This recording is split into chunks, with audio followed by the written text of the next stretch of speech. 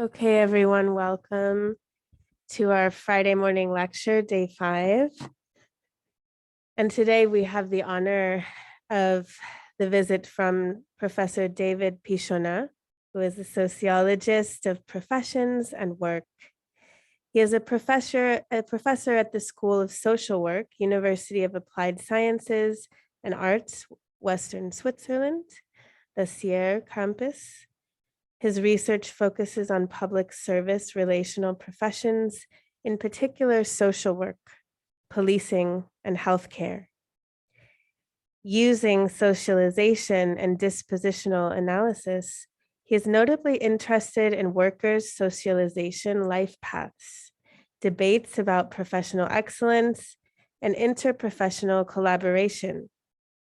The fields he has investigated the most are the police, retirement homes, and health institutions, including hospitals and rehabilitation centers.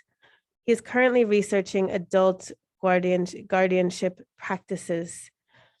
Thank you so much, and let's give a warm welcome to Professor Pichonnaz.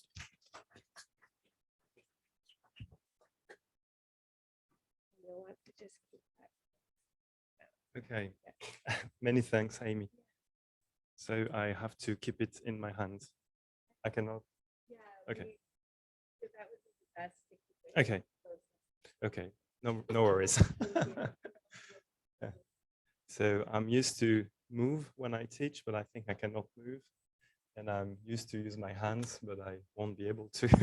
But I'm sure that will be fine. So I'm very happy to have this moment with you this morning. And actually, this will go on in the afternoon, because we have the workshop this afternoon, and also because we are running a bit late, so it might be the case that I cannot finish the lecture this morning, and we have to continue this afternoon. But in any case, it won't be only me talking. I want to bring you to think of your own life path and discuss have your opinion on what I am going to present to you. So don't think you'll be only passive and listening to me. I won't let you fall asleep. So yeah, Amy said a lot of things about my work, so there's nothing I want to add. Just maybe say that I'm not used to teaching English. That's the first thing. So please excuse the mistakes, and I hope I'll be understandable. I wanted just to say that the University of Applied Sciences of Western Switzerland, maybe you've had the opportunity to talk with the other students from the Swiss team, is a kind of umbrella organization with different universities belonging to this umbrella thing. And Western Switzerland is the French-speaking part, as you must have noticed, of Switzerland. And as you might know, Switzerland is a very small country. And the French-speaking part of Switzerland is a very small part of Switzerland. But anyway, I don't know why I'm saying that, but I wanted just to say that in case you don't, this University of Applied Sciences and Arts is an umbrella institution, and there's many schools of social works within this organization in different places in the western part of Switzerland.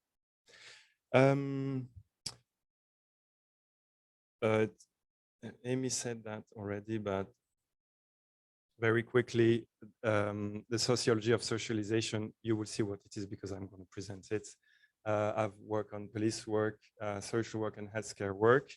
So it's been said, so we can go through that quickly. So that's what I want to do today. That's the plan of the lecture.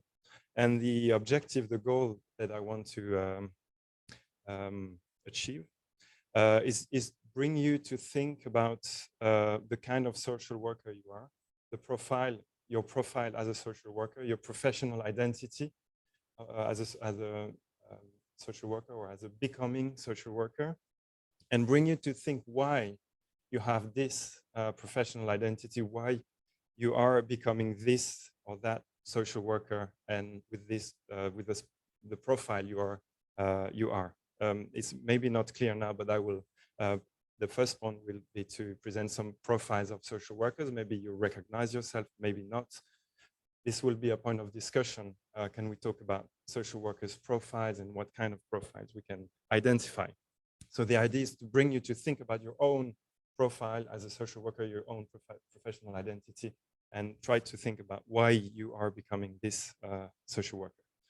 And to do so, I will present these profiles taken from a specific work I will talk about. And of course, we will discuss about whether community work or community organizing is linked to a specific profile of social workers. And if it's the case, what kind of profile? And then I will present the basis of the sociology of socialization, because I think this model of analysis can help thinking of your own life path and thinking of the reason why, or some of the reason why you are becoming the social worker you are becoming. And the sociology of socialization brings you to think about your past as potentially explaining your present practices and actions. Yeah, that's it. I hope this is of your interest, and I'll do my best to make it interesting.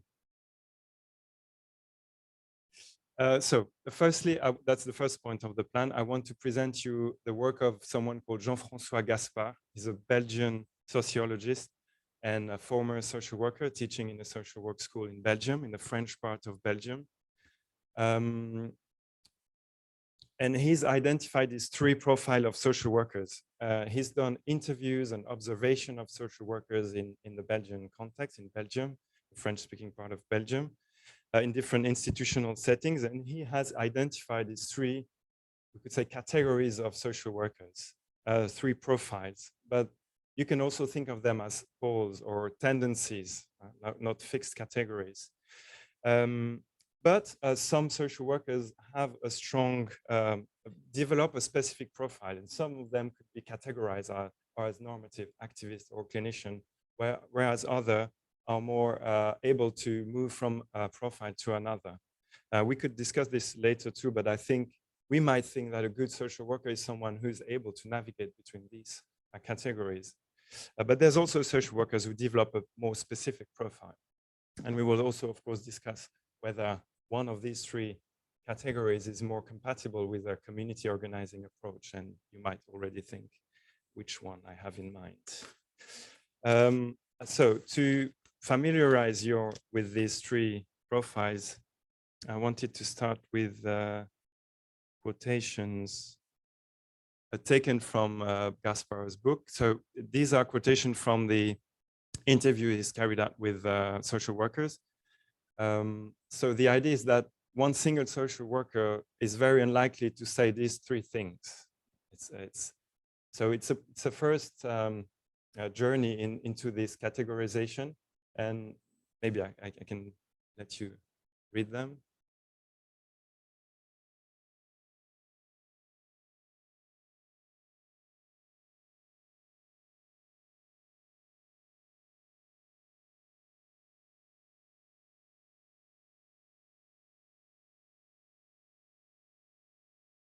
So this should give you a first idea of the difference between the three profiles of social worker. Is it okay? Maybe I can start with a question. To recognize yourself in one of these quotations. Do you think, yeah? Yeah, I said it's very unlikely, but it's not impossible, of course. And when I said, maybe it's good if you can navigate through these profiles, because we could think of a good social worker as someone who can adapt the practice to the situation and the service users. And then maybe sometimes you have to be normative and sometimes more clinician. Yeah.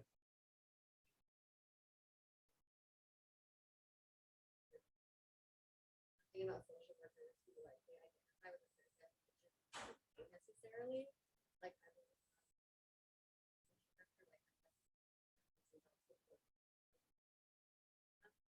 but I feel like staff is social system exactly what it says activism can't do that work with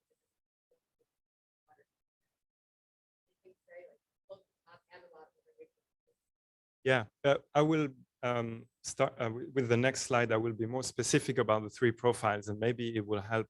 But of course, and also, yeah, there's something in North America with clinical social work, which is not very developed in Europe. So I'm not completely sure that a clinical social worker is a clinician in the sense of Gaspar.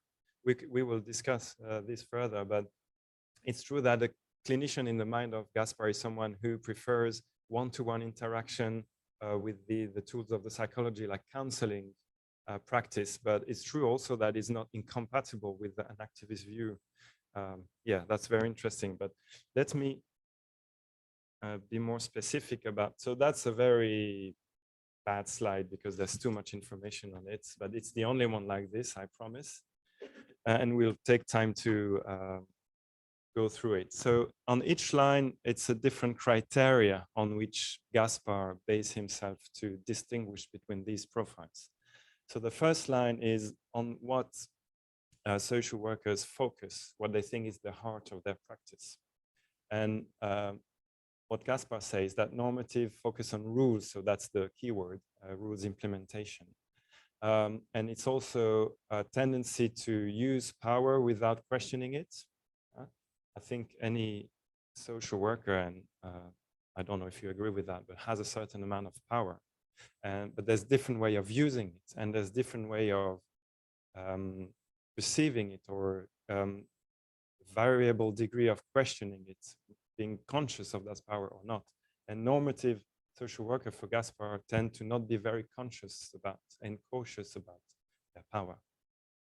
Whereas activist, an activist social worker is someone who's focusing on giving voice and carrying out the voice of the disadvantaged, and with the critical views on power.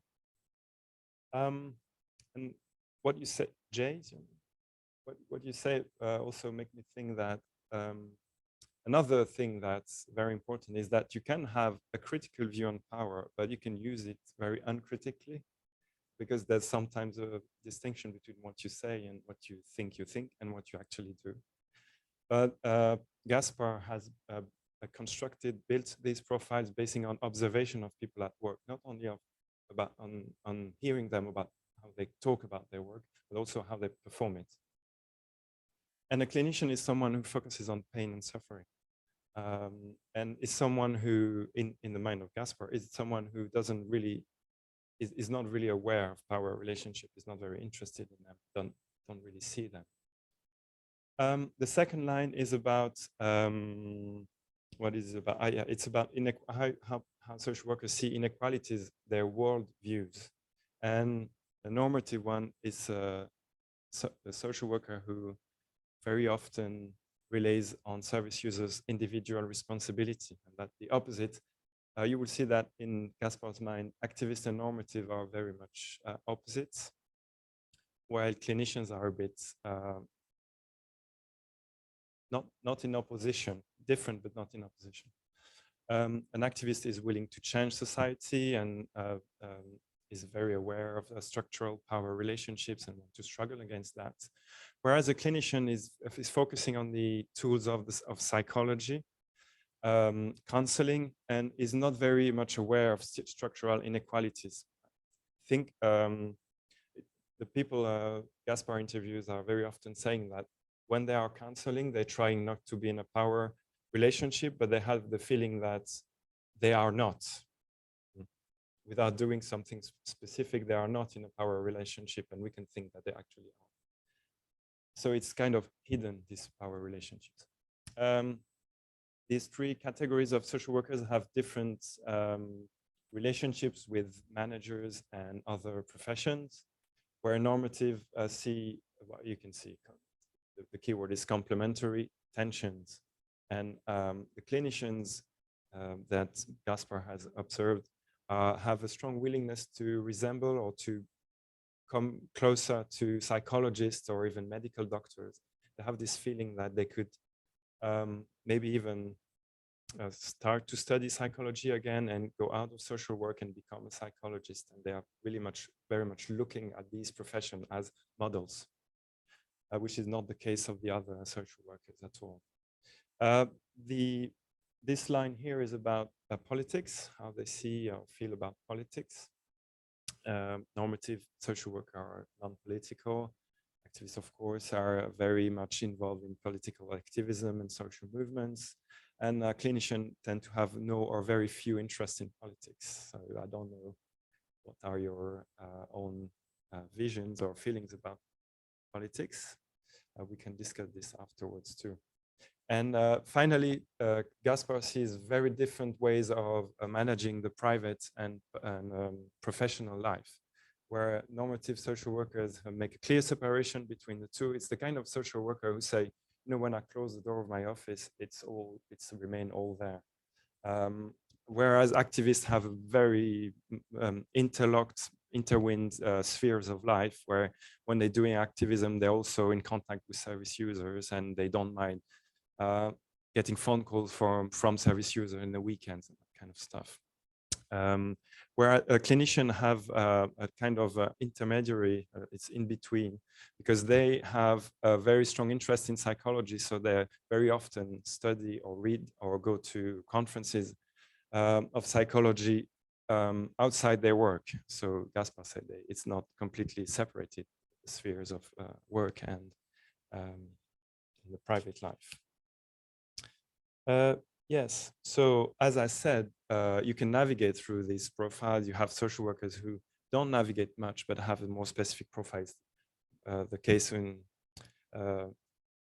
Gaspar's mind, people are very much into one of these categories, but I think it's a little bit, the reality is a bit more complex.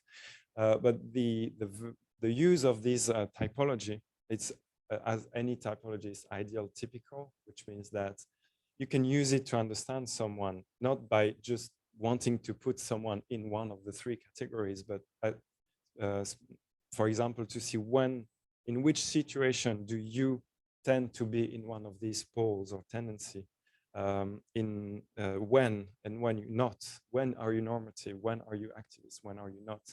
And also, I'll come back to this, but also you can you can be in one of these profiles, but not being allowed to be this in your institution. That's another very important point. I'll definitely come back to this. I will show you 3 other quotations from Gaspar's book, and we can try the little game of guessing whether they are, which profile they're supposed to be. So that's the first one.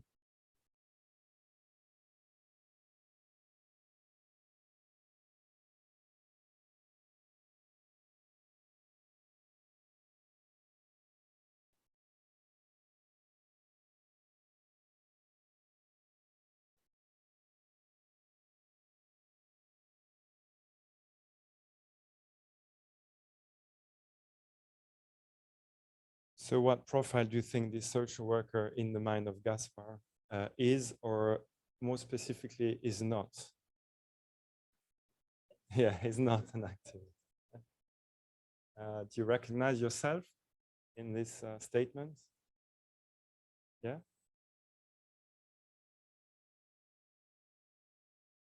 you have any comment? Yes?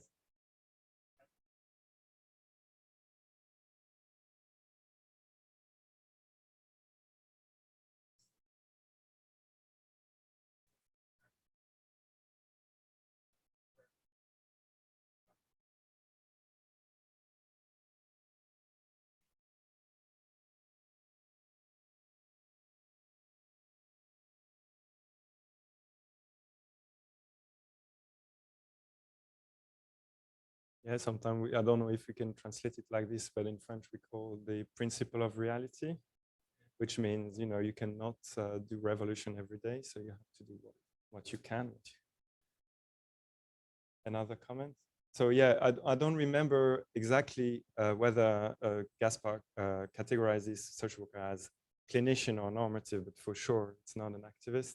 It's hard to tell with this small excerpt whether this person is categorized as normative or clinician, but clearly I think it was a normative one, but in this bits of his interview is clearly not an activist, because social change is not the focus of his or her work. We can continue with another one. So impose help, for example, in the context of adult protection.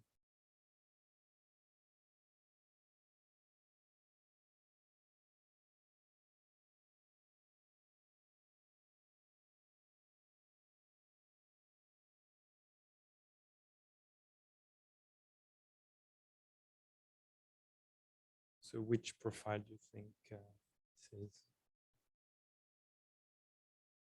Clearly normative. And this is because in this excerpt, the person is basing on rules, implementing rules in a coercive manner. And also power is not really being questioned. And the law and sanction, the sword of Damocles is the idea of potential sanction. Sanction is seen as a deterrent to have an influence on people's behaviors. So that's clearly normative. And yeah, so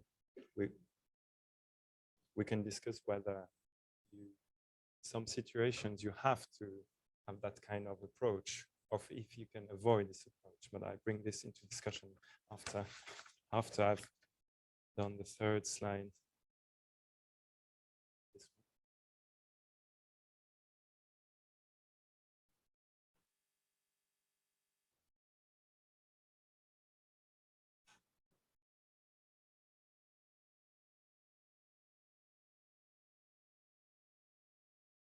So in my school, but I guess this is the case for any social worker, we have many debates about whether you can always do with people instead of for people.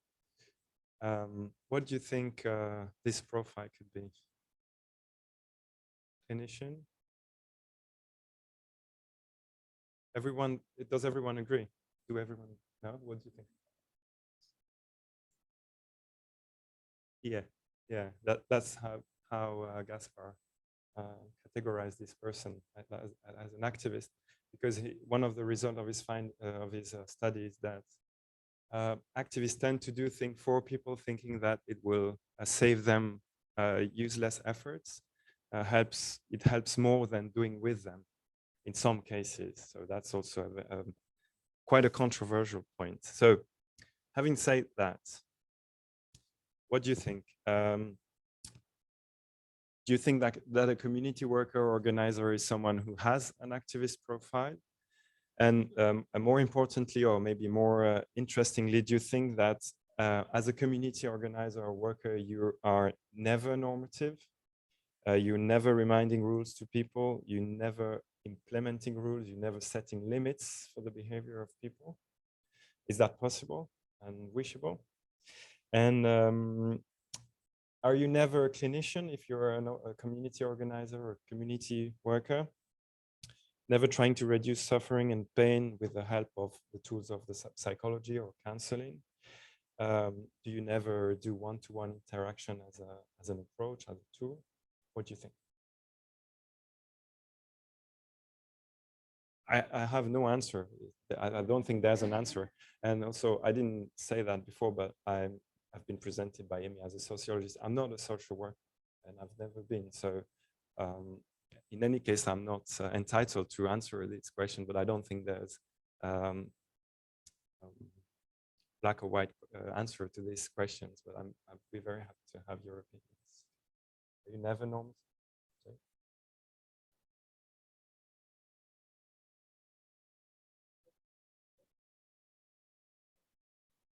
Definitely active profile.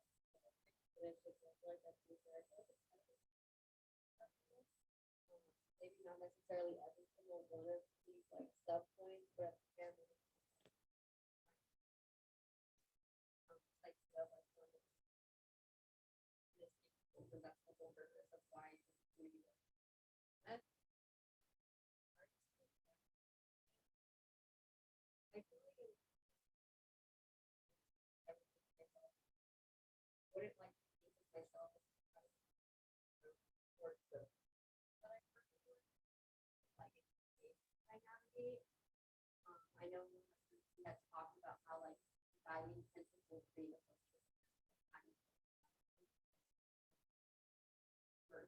smarter.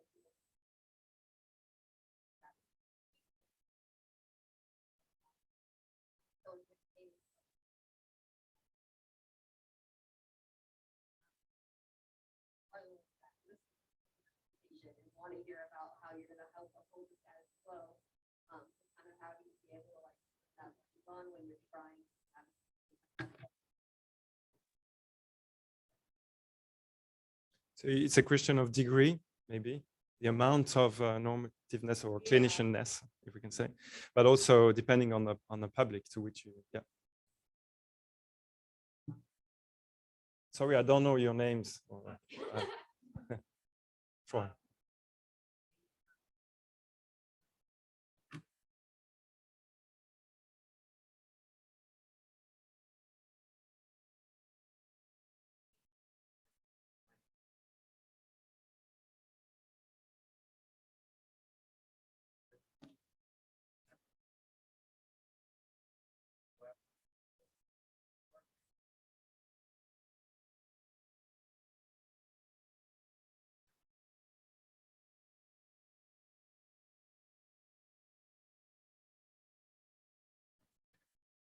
Yeah, that's very interesting. Do everyone agree with on that? So we can try to find a beginning of an answer.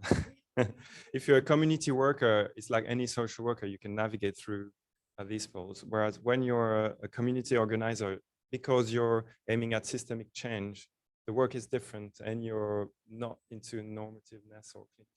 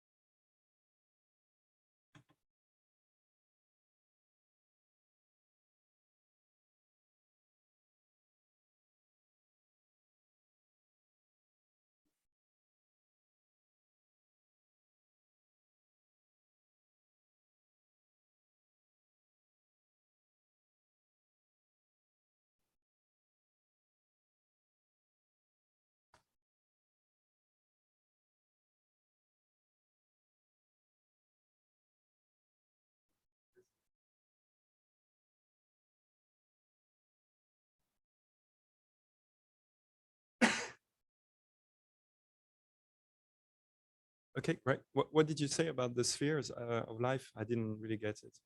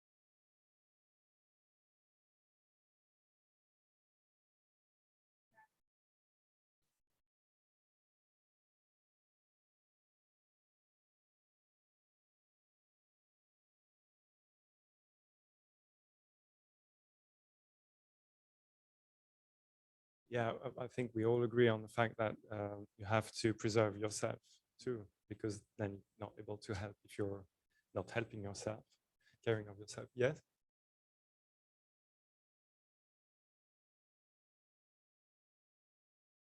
Huh.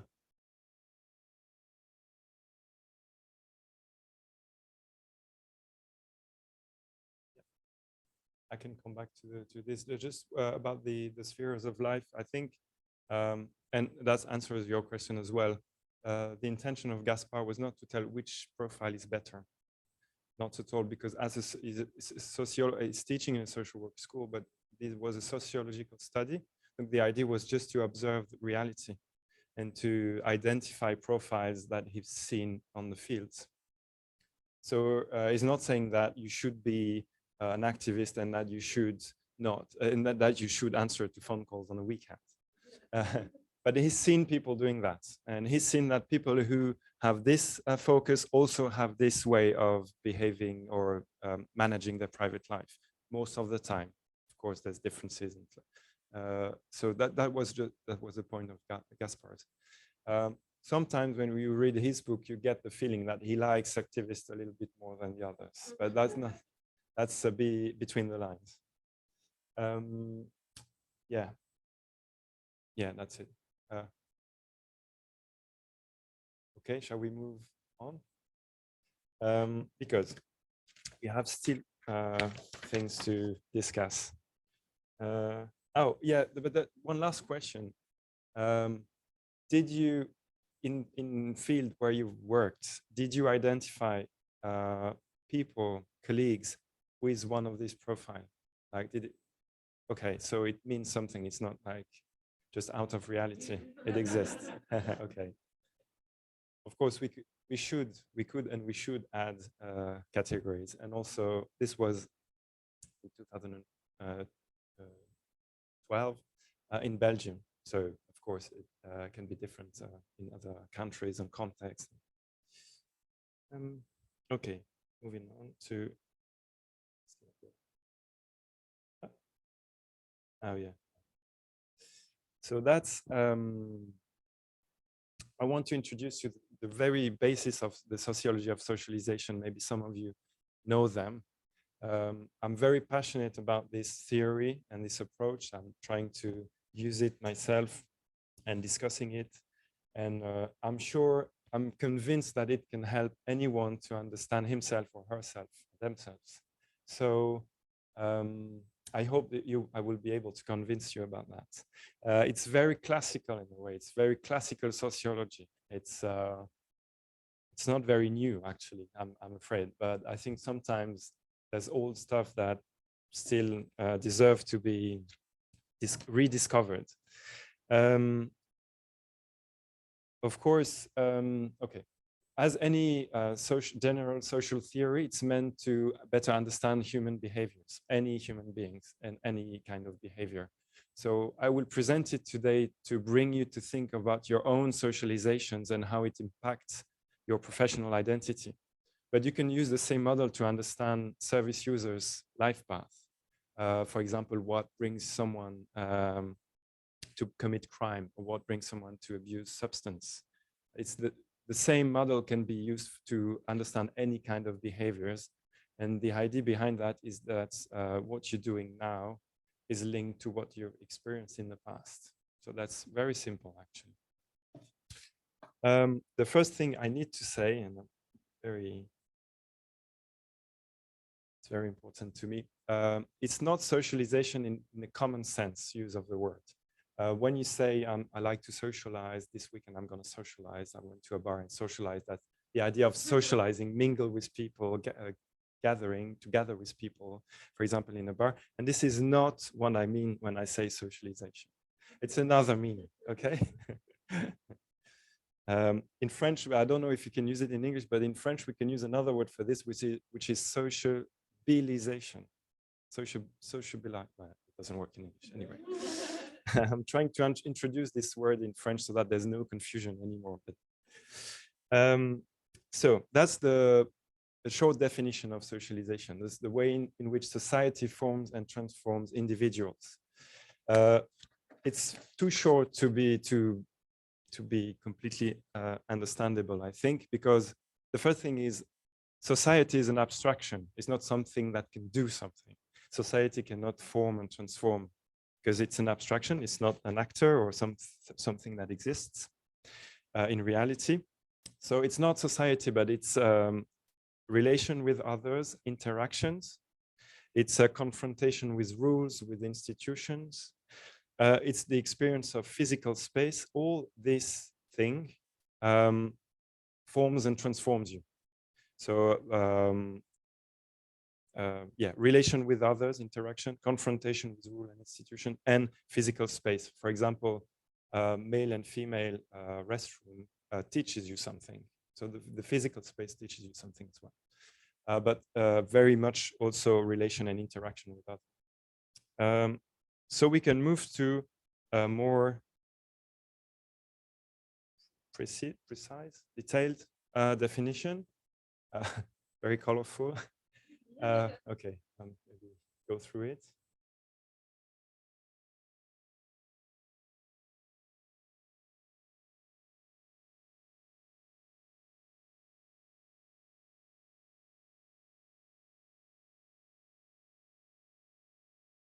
So with this definition, there's one very important thing is most of these processes or mechanisms are unconscious because there's conscious socialization. Like it's exactly what I'm doing now. Teaching is I'm explicitly trying to teach you something.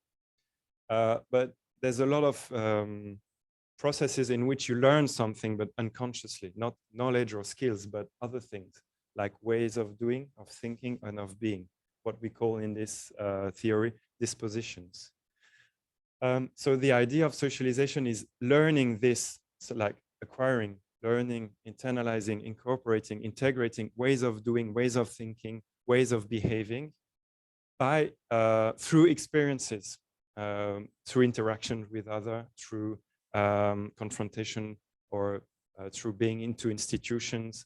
So you unconsciously acquires disposition by doing this. It is still very abstract. I know. I will make it less and less abstract, little by little. So the idea is that when you experience something, it leaves traces on you. And it leaves traces, especially if it's long or if it's strong, and especially if it's both. For example, family socialization. It's very long and it's very strong. So it leaves many traces on you. That doesn't mean that you cannot be transformed by other socializations afterwards. And the traces that are left in you are called dispositions. So dispositions are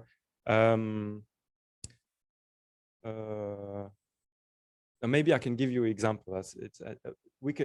If we come back to Gaspar's profiles, disposition could be, for example, a taste for a normative approach. So disposition is an inclination, a propensity to act in a certain way.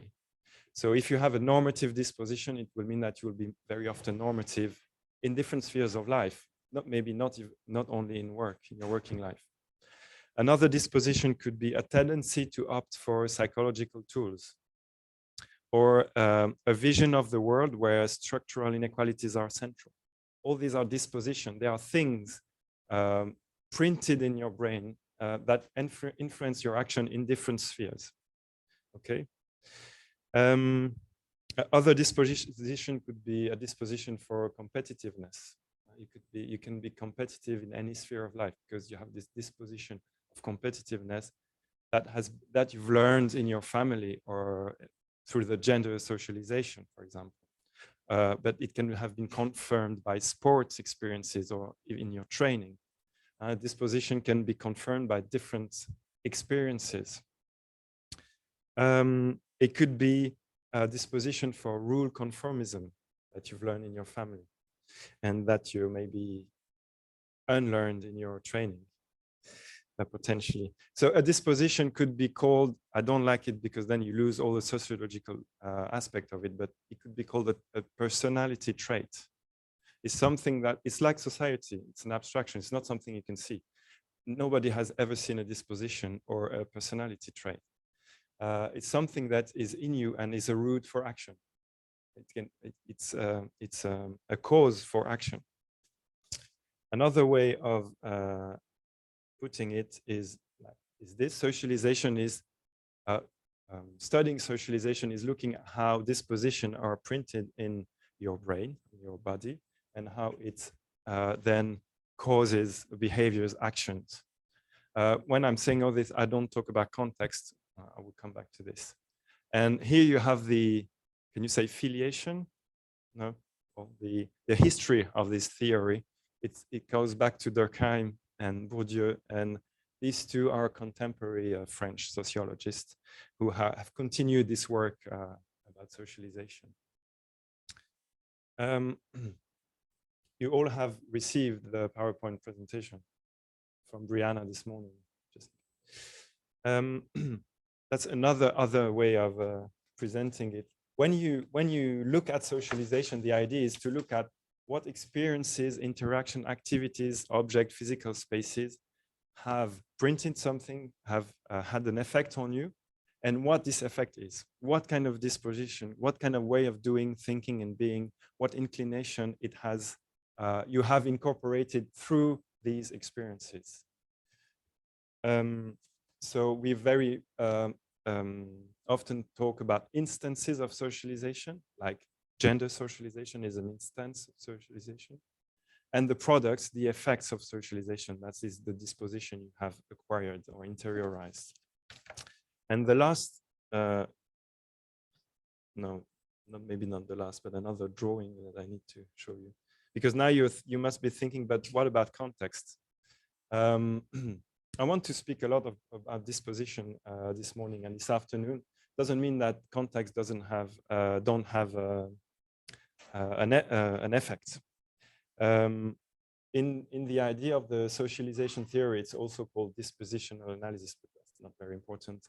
The idea is that all our actions and practices are caused by the encounter between dispositions, what you have inside you, and context, what is outside you. It's like internal and external causes, if you want. It's an encounter. It means that some contexts are strong enough to inhibit your disposition, which means like cancel your disposition. I'll give you an example.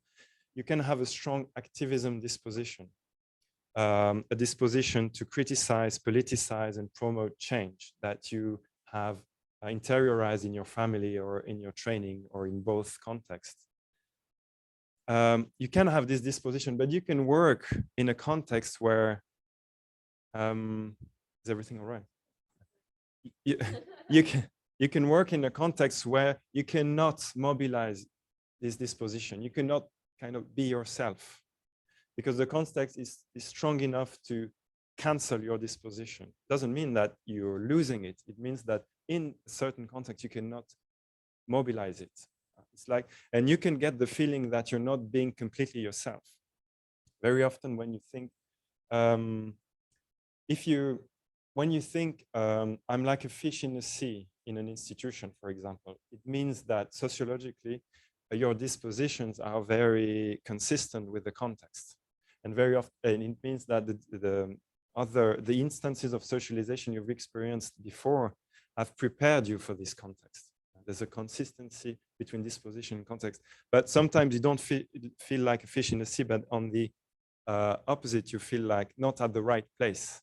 And we can explain this with this theory as a situation where the context is not consistent with your dispositions. And when it is the case, you can exit, you can try to change the context, or you can change yourself. You can transform yourself. But you can also keep conflicting dispositions. That's the feeling of being a different person depending on the context. It very much happens when you come from a low-income family and you go to university, and then you're changing at university. You're learning new things. You're acquiring new dispositions. But when you're in your family, you have to find back your older disposition. That the idea that you are two-person, and that's psychologically or emotionally very difficult. When your dispositions are not consistent with the context, you feel you can feel angry or sad, or it's very uneasy. Having said that, I want to concentrate on disposition. My idea with this lecture is to reflect about your dispositions and where they come from and how they can bring you to be a specific kind of social worker. And more specifically, what are the dispositions you need to be a community organizer or a community worker? Yeah, I think that's what I wanted to say. Yeah.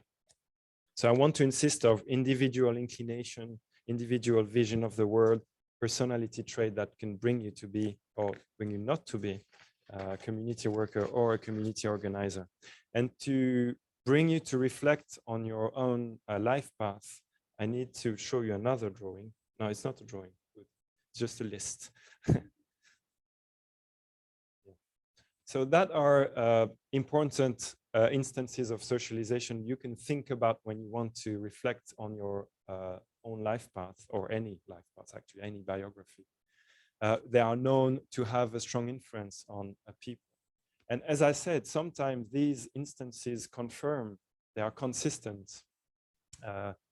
Like if you come from a middle-class family, very often the family socialization will be very consistent to the school socialization. And that explains why middle-class families do better at school, because there's no contradiction between these two socializations. So sometimes the socialization confirm each other and they teach you the same dispositions.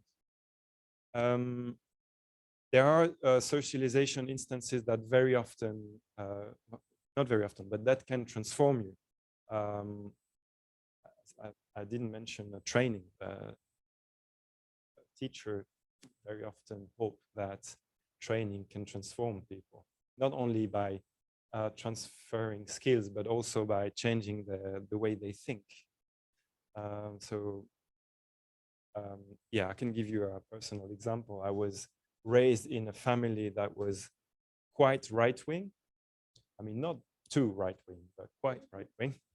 And when I went, and also in a family where religion was not central, but did exist, and I used to go to church with my mom.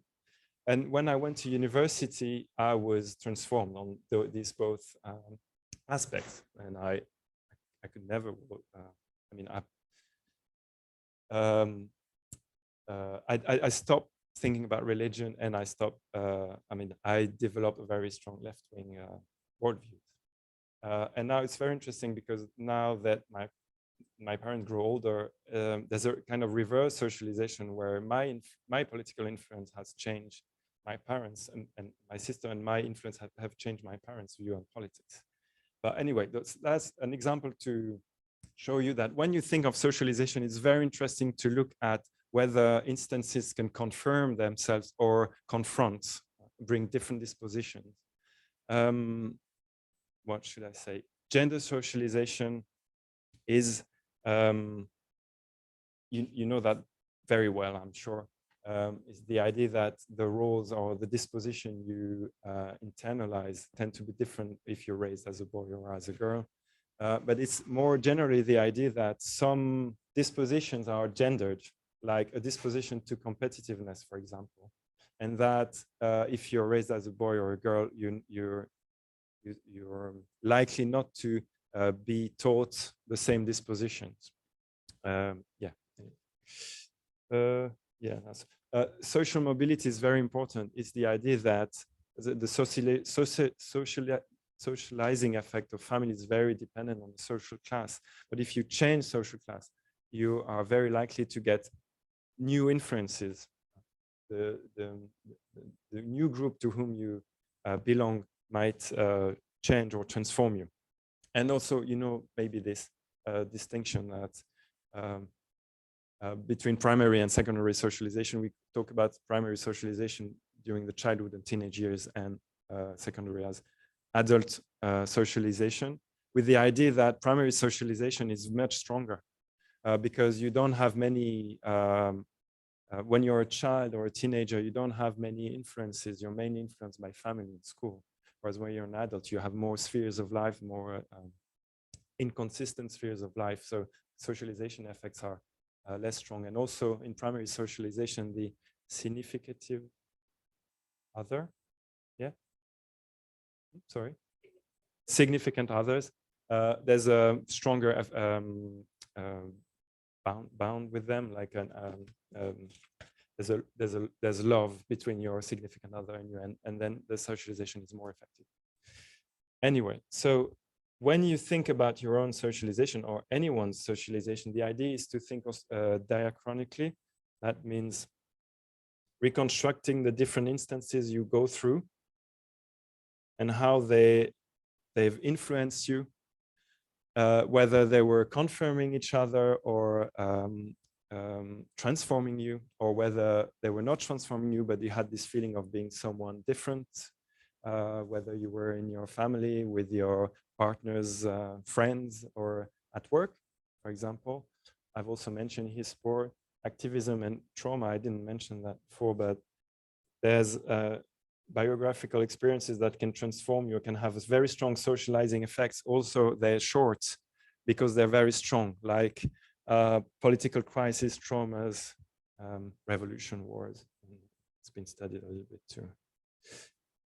Okay, so that's maybe what I would like you to have in mind when we discuss or when you think about your own life path. And the idea is to reflect upon that and also to try to see whether it can have an influence on the type of social worker you are becoming or you are, and also whether it can bring you, it can prepare, whether one of these or several of these instances have taught you or make you internalize a disposition to community work or community organizing, and what kind of experiences. So what do you think?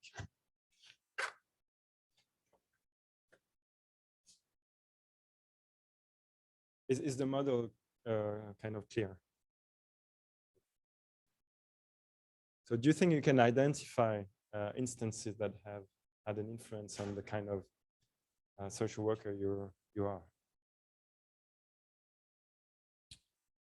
Do you have example you'd like to share?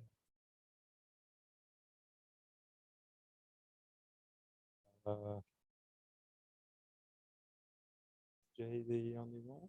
Oh.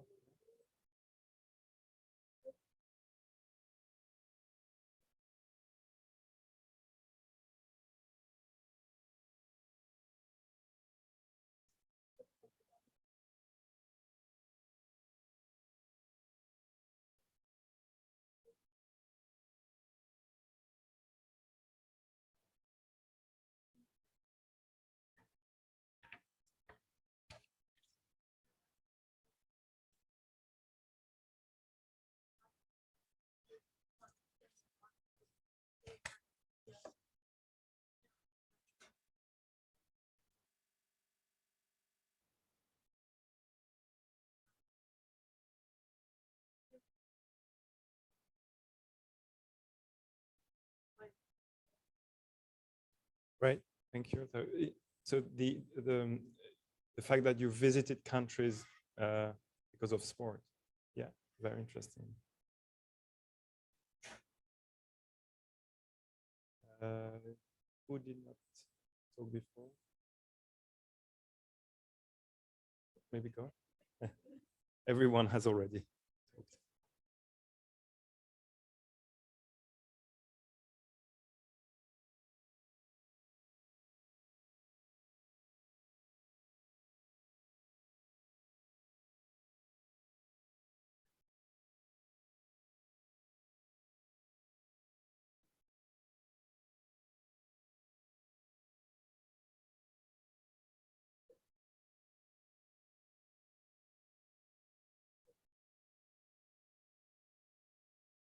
Okay. Yeah, but I think you haven't talked.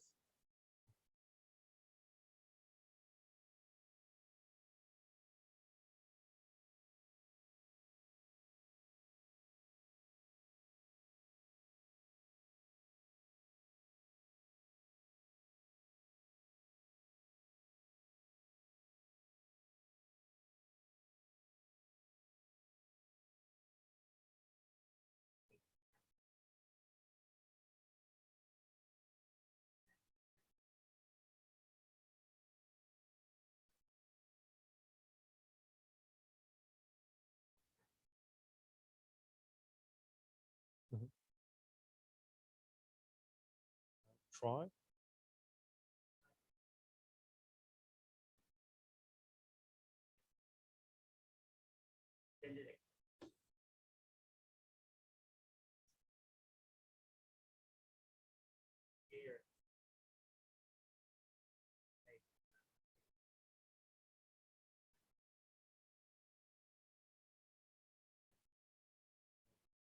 And it,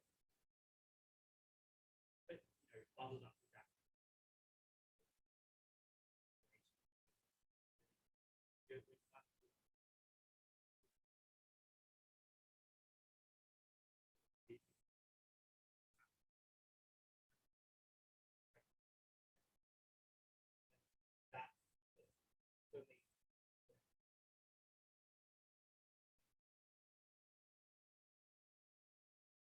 And how did it influence your way of becoming a social worker, would you say?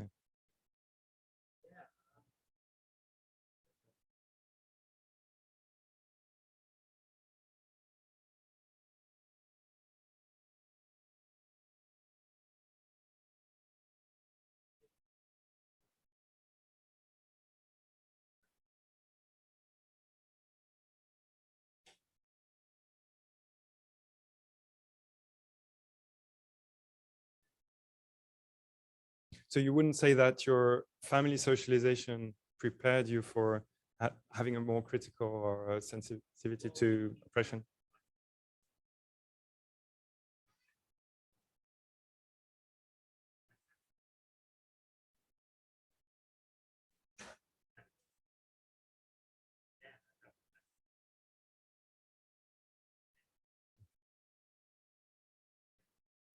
Thank you for sharing.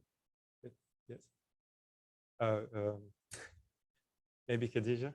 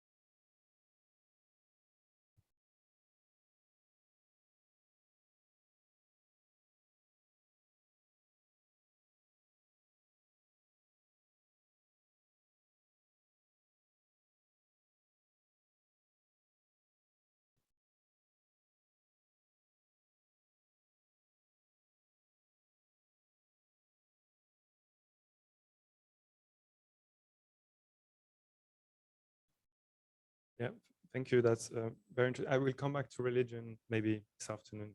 It's running late, and it's very, I think, very important what you say that it's not because you work in a certain institution that you have a profile that's consistent with that, and that's one of the, I think, the use of these typologies is precisely to understand this, the fact that maybe sometimes your dispositions are not consistent with the context. And this can explain emotional trouble, can help understand emotional trouble. Yes?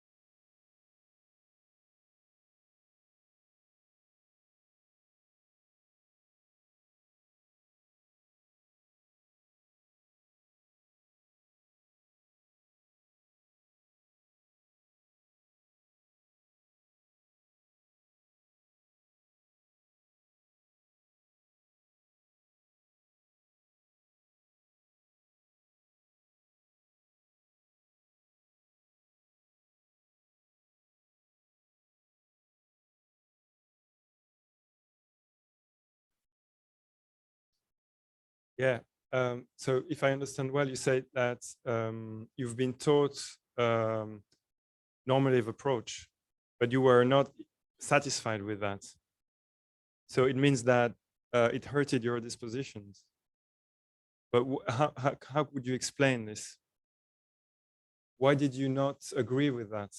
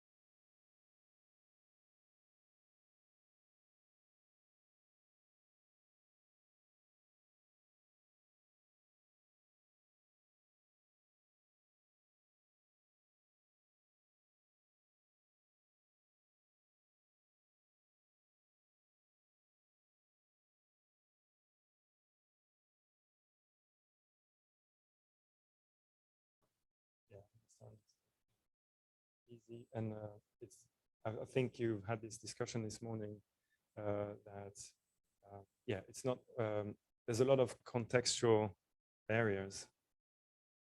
And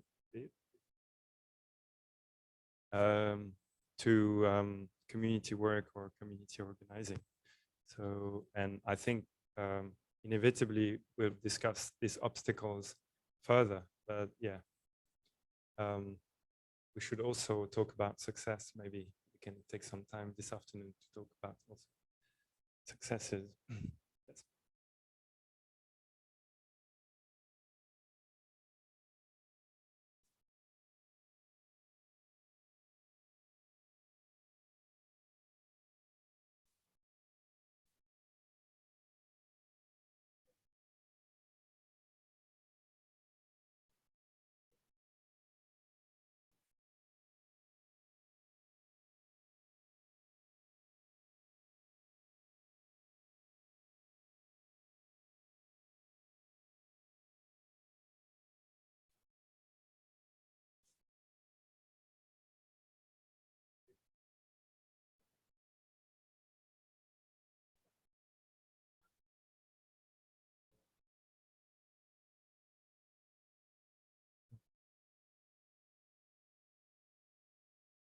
Yeah, the thing with sociology is that it helps understanding the crisis, but not very much to solve it. But sometimes when you understand better why there's a crisis, it's the basis for finding solutions. But yeah, I would love to have more solutions for you.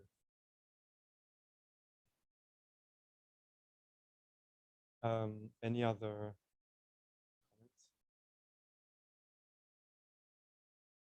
If not, I think we can have a lunch break. And I will come back. I will come back to this afternoon shortly because Gaspar has identified some effects of socialization, like religious socialization, how it can affect or bring social workers to have a certain profile. So it's only food for thought. It's a couple of things. It won't take long, I promise. Okay, so I think that's it for this morning. Thank you very much. Thanks for your